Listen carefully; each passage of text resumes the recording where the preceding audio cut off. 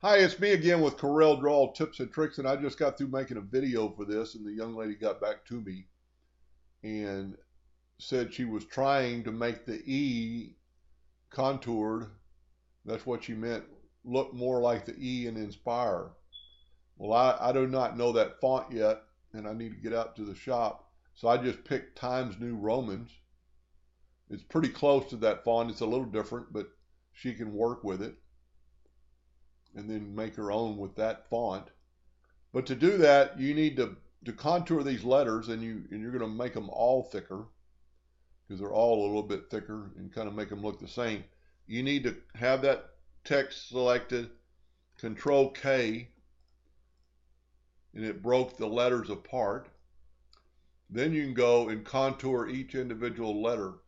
So let's go Effects, Contour. We're going to go 0.003.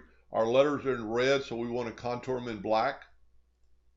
So all I'm going to do is just keep hitting the apply button, and I'm just contouring, and she or you can play around with this on what you want to, your thickness of your contour. Now our letters are about, they're less than or a little bit more than an inch tall, so we're going to set our nudge factor on 2 inches. We're going to select all our letters, and we're going to go to Arrange, Break All Objects Apart. Now I have my pick tool selected on Treat All Objects as Fill, so I don't have to hit the red line. I just have to hit the inside, and I'm going to move that down. Makes it a lot easier if you have your, and there's videos on that, on how to do that. So now you have the enlarged copy. Now the sad part about it is it's not a text anymore, so you can't use the shape tool to squish these together.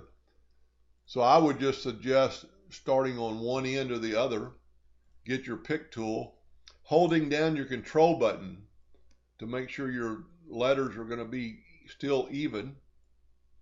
And I'm just going to kind of move them over. Now if they were still a text, you could pretty much do this with the shape tool. And for the video, I'm not going to take a lot of time getting them perfect, but I'm holding down the control button.